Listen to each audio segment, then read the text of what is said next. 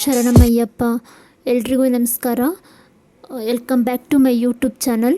ಎಲ್ಲರೂ ಹೇಗಿದ್ದೀರಾ? I hope ಎಲ್ಲರೂ ಚೆನ್ನಾಗಿದ್ದೀರಾ ಅಂತ ತಿಳ್ಕೊಳ್ತೀನಿ.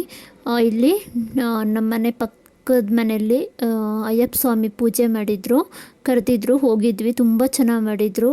ಆ ವಿಡಿಯೋನ ನಿಮ್ಮ ಜೊತೆ ಶೇರ್ ಮಾಡ್ಕೊಳ್ತಾ ಇದ್ದೀನಿ. ಇವಾಗೆಲ್ಲ ಅಯ್ಯಪ್ಪ ಸ್ವಾಮಿ ಮಾಲೆ ಹಾಕ್ತಾರಲ್ವ, ಅವ್ರ ಮನೆಯಲ್ಲಿ ಮಾಲೆ ಹಾಕಿದ್ರು. ಸಂಜೆ ಪೂಜೆ ಇಟ್ಕೊಂಡಿದ್ರು, ಹೋಗಿದ್ವಿ. ಎಷ್ಟು ಚೆನ್ನಾಗಂದರೆ ಅಷ್ಟು ಚೆನ್ನಾಗಿ ಮಾಡಿದರು.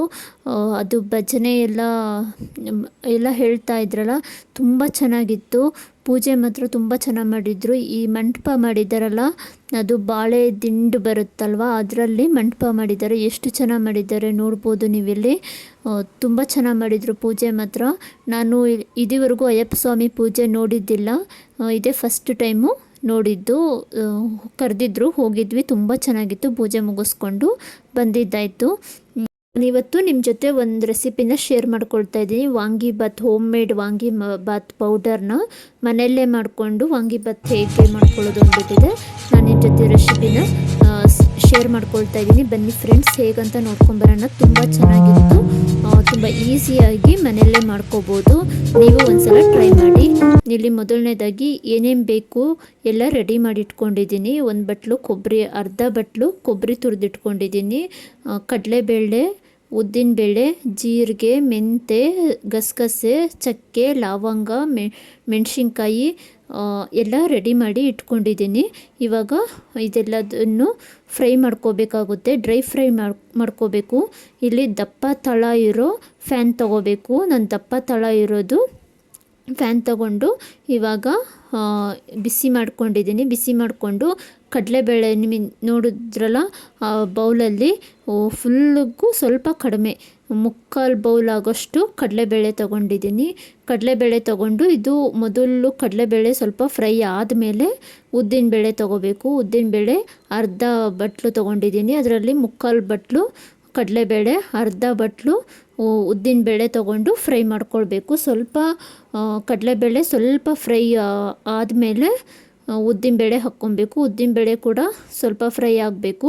ಇವೆರಡು ಕೂಡ ಚೆನ್ನಾಗಿ ಫ್ರೈ ಮಾಡ್ಕೊಬೇಕು. ಸ್ವಲ್ಪ ಅಂದರೆ ಲೋ ಫ್ಲೇಮಲ್ಲೇ ಫ್ರೈ ಮಾಡ್ಕೋಬೇಕು. ದಪ್ಪ ತಳ ಇರೋದು ನೀವು ಪಾತ್ರೆ ತೊಗೋಬೇಕಾಗುತ್ತೆ. ಇಲ್ಲಿ 2 ಟೀ ಸ್ಪೂನ್ ಆಗೋಷ್ಟು ಮೆಂತೆ ಹಾಕ್ಕೊಳ್ತಾ ಇದ್ದೀನಿ.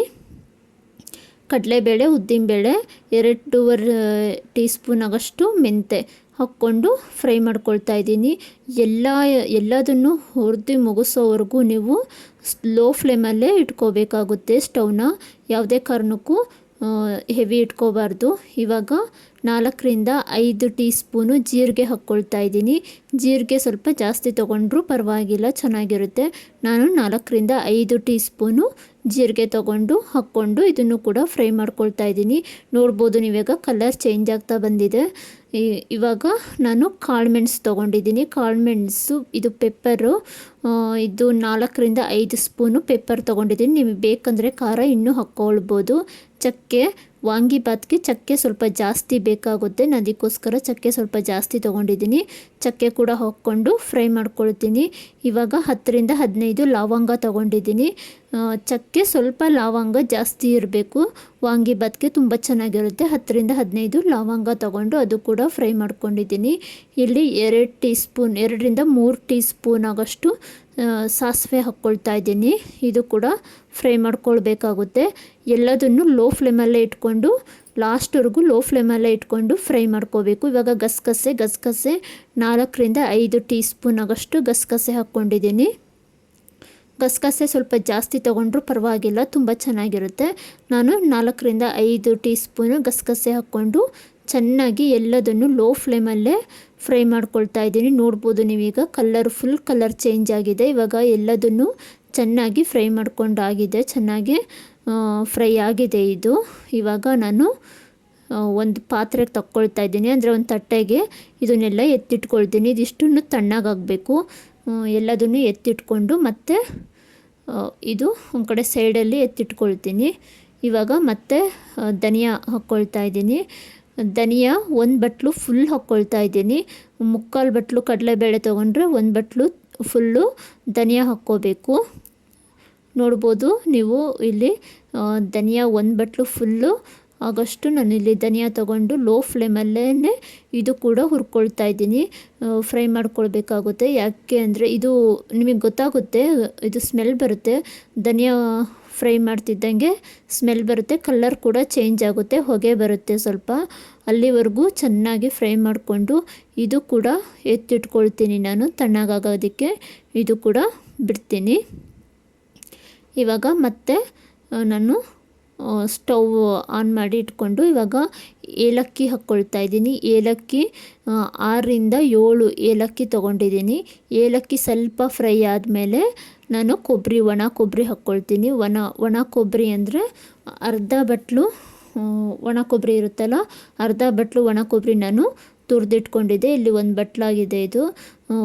ಅರ್ಧ ಬಟ್ಲು ಒಣ ಕೊಬ್ಬರಿನ ತುರಿದಿಟ್ಕೊಂಡು ಹಾಕ್ಕೊಳ್ತಾ ಇದ್ದೀನಿ. ಇದು ಚೆನ್ನಾಗಿ ಫ್ರೈ ಮಾಡ್ಕೊಳ್ಬೇಕು.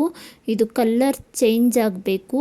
ನಾವು ಕೈಯಿಂದ ಹೀಗೆ ತೆಗೆದು ಕೈಯಿಂದ ಪ್ರೆಸ್ ಮಾಡಿದ್ರೆ ಅದು ಪುಡಿ ಆಗಬೇಕು, ಗರಿ ಆಗಬೇಕು. ಆ ರೀತಿ ನೀವು ಚೆನ್ನಾಗಿ ಫ್ರೈ ಮಾಡ್ಕೊಳ್ಬೇಕು. ನೋಡ್ಬೋದು ನಾನಿಲ್ಲಿ ಇವಾಗ ಕಲರ್ ಚೇಂಜ್ ಆಗೋವರೆಗೂ ಲೋ ಫ್ಲೇಮಲ್ಲೇ ಇಟ್ಕೊಂಡು ಫ್ರೈ ಮಾಡ್ಕೊಳ್ತಾ ಇದ್ದೀನಿ. ಸೀದಿಸ್ಬಾರ್ದು, ಅಂದರೆ ಲೋ ಫ್ಲೇಮಲ್ಲೇ ಇಟ್ಕೊಂಡ್ರೆ ಚೆನ್ನಾಗಿ ಎಲ್ಲ ಕಡೆನೂ ಗರಿಯಾಗಿ ಫ್ರೈ ಆಗುತ್ತೆ. ಇದು ತುಂಬ ಸ್ಟವ್ ಜೋರಾಗಿ ಇಟ್ಕೊಂಡ್ರೆ ಅದು ಸೀದ್ಬಿಡುತ್ತೆ. ಎಲ್ಲ ಕಡೆನೂ ನೀಟಾಗಿ ಇವಾಗ ಇದು ಫ್ರೈ ಆಗಿದೆ. ಇದು ಕೂಡ ಎತ್ತಿಟ್ಕೊಳ್ತೀನಿ. ಇದು ತುಂಬ ಚೆನ್ನಾಗಿ ಫ್ರೈ ಆಗಬೇಕು. ಇವಾಗ ಕರಿಬೇವಿನ ಸೊಪ್ಪು 1 ಬಟ್ಲಾಗೋಷ್ಟು ಕರಿಬೇವಿನ ಸೊಪ್ಪು ತೊಗೊಂಡಿದ್ದೀನಿ. ಇದು ವಾಶ್ ಮಾಡಿ ನಾನು ಹಾಕ್ಕೊಳ್ತಾ ಇದ್ದೀನಿ. ಇವಾಗ ಇದೊಂದು ಸ್ವಲ್ಪ ಕರಿಬೇವಿನ ಸೊಪ್ಪು ಸ್ವಲ್ಪ ಫ್ರೈ ಆಗ್ತಿದ್ದಂಗೆ ಬ್ಯಾಡಗೆ ಮೆಣಸಿನ್ಕಾಯಿ ಅಂತಾರಲ್ವ, ಅದು ಹಾಕ್ಕೊಳ್ತಾ ಇದ್ದೀನಿ. ಬ್ಯಾಡಗೆ ಮೆಣಸಿನ್ಕಾಯಿ ಒಂದು 30-35 ಬ್ಯಾಡಗೆ ಮೆಣಸಿನ್ಕಾಯಿ ನಾನು ತೊಗೊಂಡಿದ್ದೀನಿ. ಚೆನ್ನಾಗಿ ಹುರ್ಕೊಳ್ಬೇಕು. ನಿಮಗೆ ಖಾರಕ್ಕೆ ಇದು ಬೇಕಾದ್ರೆ ಕಡಿಮೆ ಬ್ಯಾಡಗೆ ಮೆಣಸಿನ್ಕಾಯಿ ಕಡಿಮೆ ತೊಗೊಂಡು ಗುಂಟೂರು ಮೆಣಸಿನ್ಕಾಯಿ ಅದು ಕೂಡ ಆ್ಯಡ್ ಮಾಡ್ಕೋಬೋದು. ಒಂದು 7-8 ಅದು ಕೂಡ ಆ್ಯಡ್ ಮಾಡ್ಕೋಬೋದು ಖಾರ ಬೇಕಂದರೆ. ನನಗೆ ವಾಂಗಿಬಾತು ಸ್ವಲ್ಪ ಸಪ್ಪೆ ಚೆನ್ನಾಗಿರುತ್ತೆ, ಅಷ್ಟೇನು ಖಾರ ಬೇಡ ಅಂದ್ಬಿಟ್ಟಿದೆ. ಬರೀ ಗುಂಟೂರು ಮೆಣಸಿನ್ಕಾಯಿ ಅಷ್ಟೇ ನಾನು ತೊಗೊಂಡಿದ್ದೀನಿ, ಬ್ಯಾಡಗೆ ಮೆಣಸಿನ್ಕಾಯಿ ಏನೂ ತೊಗೊಂಡಿಲ್ಲ. ಇದು ಚೆನ್ನಾಗಿ ಮೆಣಸಿನ್ಕಾಯಿ ಗರಿ ಆಗೋವರೆಗೂ ಫ್ರೈ ಮಾಡ್ಕೋಬೇಕು. ಲೋ ಫ್ಲೇಮಲ್ಲೇ ಇಟ್ಕೊಂಡು ಫ್ರೈ ಮಾಡ್ಕೋಬೇಕು. ಕರಿಬೇವಿನ ಸೊಪ್ಪು ಮತ್ತು ಬ್ಯಾಡಗೆ ಮೆಣಸಿನ್ಕಾಯಿ ಎರಡೂ ಕೂಡ ಚೆನ್ನಾಗಿ ಫ್ರೈ ಆಗಬೇಕು. ಇವಾಗ ಎಲ್ಲದನ್ನು ನಾನು ಮಿಕ್ಸ್ ಮಾಡ್ಕೊಳ್ತಾ ಇದ್ದೀನಿ. ಏನೇನು ಎಲ್ಲ ಹುರಿದುಕೊಂಡಿದ್ದೆ ಅಂದರೆ ಒಣ ಕೊಬ್ಬರಿ ಮತ್ತು ಕಾಳುಗಳೆಲ್ಲ ಹುರ್ಕೊಂಡಿದ್ದೀನಿ, ಧನಿಯಾ, ಉದ್ದಿನಬೇಳೆ, ಕಡಲೆಬೇಳೆ ಎಲ್ಲದನ್ನು ಮಿಕ್ಸ್ ಮಾಡ್ಕೊಳ್ತಾ ಇದ್ದೀನಿ. ಎಲ್ಲ ಮಿಕ್ಸ್ ಮಾಡಿಕೊಂಡು ಇವಾಗ ಅರಿಶಿನ ಪೌಡರು 2 ಟೀ ಸ್ಪೂನು ಅರಿಶಿನ ಪೌಡರ್ ಹಾಕ್ಕೊಂಡಿದ್ದೀನಿ. ನಿಮಗೆ ಇವಾಗ ಬೇಕಂದರೆ ಇವಾಗೆ ಹಾಕ್ಕೋಬೋದು, ಇಲ್ಲಾಂದರೆ ವಾಂಗಿಬಾತ್ ಮಾಡುವಾಗ ಒಗ್ಗರಣೆಗೆ ಹಾಕ್ಕೋಬೋದು. ಇವಾಗ ಎಲ್ಲದನ್ನು ಗ್ರೈಂಡ್ ಮಾಡ್ಕೊಳ್ಬೇಕು, ಚೆನ್ನಾಗಿ ಪೌಡರ್ ಮಾಡ್ಕೊಳ್ಬೇಕು. ಮಿಕ್ಸಿ ಹಾಕ್ಕೊಂಡು ಪೌಡರ್ ಮಾಡ್ಕೊಳ್ಬೇಕು.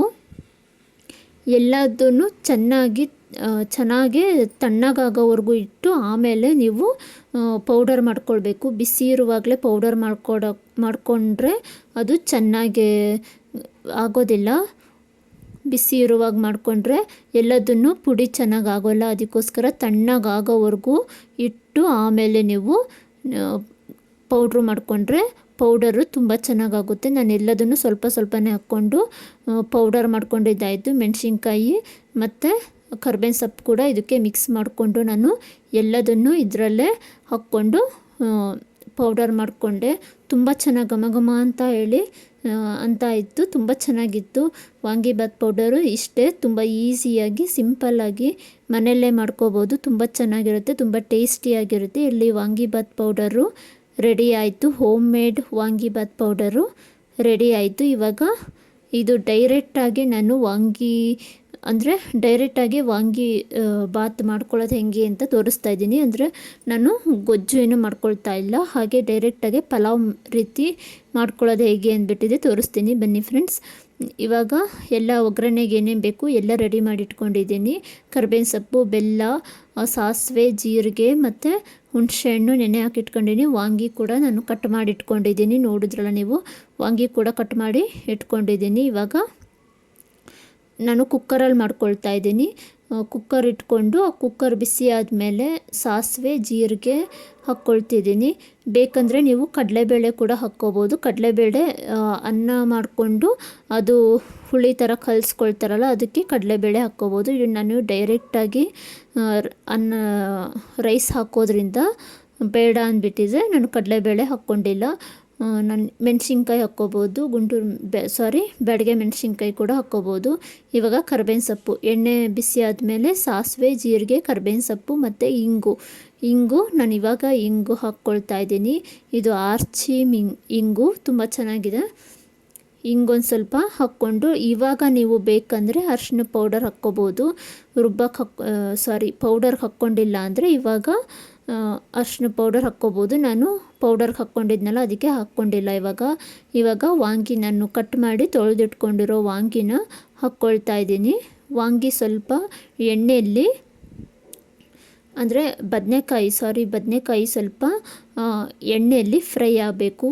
ಫ್ರೈ ಆದಮೇಲೆ ಹುಣಸೆಹಣ್ಣು ರಸ ತೊಗೊಂಡಿದ್ದೀನಿ. 1 ಬಟ್ಲಾಗೋಷ್ಟು ಹುಣಸೆಹಣ್ಣಿನ ರಸ ತೊಗೊಂಡು ಹಾಕ್ಕೊಂಡಿದ್ದೀನಿ.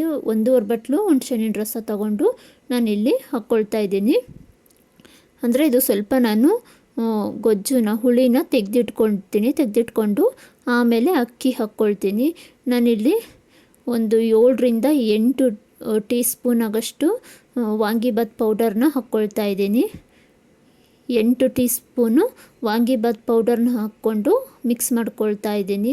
ವಾಂಗಿಬಾತ್ ಪೌಡರು ಸ್ವಲ್ಪ ಜಾಸ್ತಿ ಹಾಕ್ಕೊಂಡ್ರೆ ಚೆನ್ನಾಗಿರುತ್ತೆ, ಅಂದರೆ ತುಂಬ ಕಮ್ಮಿ ಆದರೆ ತಿನ್ನೋದಕ್ಕೆ ಚೆನ್ನಾಗಿರಲ್ಲ. ಇದು ಸ್ವಲ್ಪ ಮಸಾಲೆ ಸ್ವಲ್ಪ ಜಾಸ್ತಿ ಇರಬೇಕು, ವಾಂಗಿಬಾತ್ಗೆ ಚೆನ್ನಾಗಿರುತ್ತೆ. ಇವಾಗ ಬೆಲ್ಲ ಆ್ಯಡ್ ಮಾಡ್ಕೊಳ್ತಾ ಇದ್ದೀನಿ. ಬೆಲ್ಲ ಇದು ಅರ್ಧ ಬಟ್ಲು ಬೆಲ್ಲ ಹಾಕ್ಕೊಳ್ತಾ ಇದ್ದೀನಿ. ಬೆಲ್ಲ ಸ್ವಲ್ಪ ಹಾಕ್ಕೊಂಡ್ರೆ ಇದು ಟೇಸ್ಟು ಚೆನ್ನಾಗಿರುತ್ತೆ. ಎಲ್ಲ ಹಾಕ್ಕೊಂಡು ಇವಾಗ ಕೊತ್ತಂಬರಿ ಸೊಪ್ಪು ಕಟ್ ಮಾಡಿ ಕೊತ್ತಂಬರಿ ಸೊಪ್ಪನ್ನು ಹಾಕ್ಕೊಳ್ತಾ ಇದ್ದೀನಿ. ಇವಾಗ ಕೊತ್ತಂಬರಿ ಸೊಪ್ಪು ಕೂಡ ಹಾಕ್ಕೊಂಡು ನೀಟಾಗಿ ಎಲ್ಲ ಮಿಕ್ಸ್ ಮಾಡ್ಕೋಬೇಕಾಗುತ್ತೆ. ಮಿಕ್ಸ್ ಮಾಡಿಕೊಂಡು ಇವಾಗ ಒಂದು 5 ನಿಮಿಷ ಚೆನ್ನಾಗಿ ಬೇಯಿಸ್ಕೋಬೇಕು. ಅಂದರೆ ಪೌಡರೆಲ್ಲ ಇರುತ್ತಲ್ವ ಅದೆಲ್ಲ ಎಣ್ಣೆಯಲ್ಲೇ ಫ್ರೈ ಆಗಬೇಕು. ಆ ರೀತಿ ಚೆನ್ನಾಗಿ ಬೇಯಿಸ್ಕೊಂಡ್ಬಿಟ್ಟಿದೆ. ಫ್ರೈ ಮಾಡಿಕೊಂಡು ಲೋ ಫ್ಲೇಮಲ್ಲೇ ಚೆನ್ನಾಗಿ ಬೇಯಿಸ್ಕೋಬೇಕಾಗುತ್ತೆ. ಎಣ್ಣೆ ಎಲ್ಲ ಸೈಡಲ್ಲಿ ಎಣ್ಣೆ ಬಿಡುತ್ತೆ, ಅಲ್ಲಿವರೆಗೂ ನೋಡಿ ಈ ರೀತಿ ಫ್ರೈ ಮಾಡಿಕೊಂಡು ಇವಾಗ ನಾನು ಅಕ್ಕಿ ಹಾಕ್ಕೊಳ್ತಾ ಇದ್ದೀನಿ. ಸ್ವಲ್ಪ ಹುಳಿನ ನಾನು ಎತ್ತಿಟ್ಕೊಂಡು ಇವಾಗ ಇದಕ್ಕೆ ನಾನು ರೈಸ್ ಹಾಕ್ಕೊಳ್ತಾ ಇದ್ದೀನಿ. ನಿಮಗೆ ಎಷ್ಟು ಬೇಕೋ ಅಷ್ಟು ರೈಸ್ ಹಾಕ್ಕೋಬೋದು. ನಾನಿಲ್ಲಿ ರೈಸ್ ಹಾಕ್ಕೊಂಡು ಇವಾಗ ಎಲ್ಲದನ್ನು ನೀಟಾಗಿ ಮಿಕ್ಸ್ ಮಾಡ್ಕೊಳ್ತೀನಿ. ನೀಟಾಗಿ ಎಲ್ಲ ಮಿಕ್ಸ್ ಮಾಡ್ಕೋಬೇಕು, ಅಂದರೆ ಅಕ್ಕಿ ಜೊತೆ ಮಸಾಲೆ ಎಲ್ಲ ಕಡೆನೂ ಮಿಕ್ಸ್ ಆಗಬೇಕು. ಆ ರೀತಿ ನೀಟಾಗಿ ಮಿಕ್ಸ್ ಮಾಡಿಕೊಂಡು ನಿಮಗೆ ರುಚಿಗೆ ಇವಾಗ ಎಷ್ಟು ಬೇಕು ಅಷ್ಟು ಉಪ್ಪು ಹಾಕ್ಕೊಳ್ಳಿ. ಇವಾಗ ಉಪ್ಪು ಹಾಕ್ಕೊಂಡು ಮತ್ತೆ ಒಂದು ಸಾರಿ ಎಲ್ಲ ನೀಟಾಗಿ ಮಿಕ್ಸ್ ಮಾಡ್ಕೊಳ್ಬೇಕು. ಮಿಕ್ಸ್ ಮಾಡಿಕೊಂಡು ನೀರು ಆ್ಯಡ್ ಮಾಡ್ಕೊಳ್ಬೇಕು. ನೀರು ನೋಡಿಬಿಟ್ಟಿದೆ ನೀವು ಆ್ಯಡ್ ಮಾಡ್ಕೊಳ್ಬೇಕು. ನಾನಿಲ್ಲಿ ಸ್ವಲ್ಪ ಉದ್ರಾಗೆ ಇರೋ ಹಾಗೆ ನೀರು ಆ್ಯಡ್ ಮಾಡ್ಕೊಂಡಿದ್ದೀನಿ. ಇವಾಗ ನೀರು ಆ್ಯಡ್ ಮಾಡಿಕೊಂಡು ಎಲ್ಲದನ್ನು ನೀಟಾಗಿ ಒಂದು ಸರಿ ಮಿಕ್ಸ್ ಮಾಡಿಕೊಂಡು ಲಿಟಲ್ ಕ್ಲೋಸ್ ಮಾಡಿ ಇಡ್ತೀನಿ. ಲಿಟಲ್ ಕ್ಲೋಸ್ ಮಾಡಿಬಿಟ್ಟಿದೆ. ಇವಾಗ ಇಟ್ಟು 2 ವಿಷಲ್ ಆದರೆ ಸಾಕು. 3 ವಿಷಲ್ ಅಂದರೆ ತುಂಬ ಅನ್ನ ಮೆತ್ತಗಾಗ್ಬಿಡುತ್ತೆ. ಅದಕ್ಕೋಸ್ಕರ 2 ವಿಷಲ್ ಆದರೆ ತುಂಬ ಚೆನ್ನಾಗಿ ಪರ್ಫೆಕ್ಟಾಗಿ ಬರುತ್ತೆ. ಇವಾಗ 2 ವಿಷಲ್ ಆಗಿದೆ. ಇವಾಗ ಕುಕ್ಕರನ್ನು ನಾನು ಓಪನ್ ಮಾಡಿ ತೋರಿಸ್ತಾ ಇದ್ದೀನಿ. ವಾಂಗಿಬಾತು ತುಂಬ ಚೆನ್ನಾಗಿ ಪರ್ಫೆಕ್ಟಾಗಿ ಬಂದಿದೆ. ನೀವು ಒಂದ್ಸಲ ಟ್ರೈ ಮಾಡಿ ಫ್ರೆಂಡ್ಸ್. ನೋಡಿ, ಬಿಸಿ ವಾಂಗಿಬಾತು ರೆಡಿ ಆಯಿತು. ಯಾರೆಲ್ಲ ನನ್ನ ವಿಡಿಯೋ ನೋಡ್ತಾ ಇದ್ದೀರಾ ಪ್ಲೀಸ್ ಸಬ್ಸ್ಕ್ರೈಬ್ ಮಾಡ್ಕೊಂಡು ನೋಡಿ. ಯಾರಿಗೆಲ್ಲ ವಿಡಿಯೋ ಇಷ್ಟ ಆಯಿತು ಅಂದ್ಬಿಟ್ಟಿದೆ ಕಮೆಂಟಲ್ಲಿ ತಿಳಿಸಿ. ಈ ವಿಡಿಯೋ ಇಷ್ಟ ಆಗಿದ್ದರೆ ಒಂದು ಲೈಕ್ ಕೊಡಿ. ಪ್ಲೀಸ್ ಸಬ್ಸ್ಕ್ರೈಬ್ ಮಾಡಿಕೊಂಡು ಈ ವಿಡಿಯೋನ ನೋಡಿ. ಹೇಗಿತ್ತು ವಾಂಗಿಬಾತ್ ನೀವು ಕೂಡ ಟ್ರೈ ಮಾಡಿ, ಹೇಗಿತ್ತು ಅಂದ್ಬಿಟ್ಟಿದೆ ಕಮೆಂಟಲ್ಲಿ ತಿಳಿಸಿ. ಹೋಮ್ ಮೇಡ್ ಬಾತು ತುಂಬ ಚೆನ್ನಾಗಿತ್ತು, ತುಂಬ ಟೇಸ್ಟಿಯಾಗಿತ್ತು. ಓಕೆ, ಸಿಗ್ತೀನಿ ನೆಕ್ಸ್ಟ್ ಲಾಗಲ್ಲಿ. ಟೇಕ್ ಕೇರ್, ಬಾಯ್ ಬಾಯ್.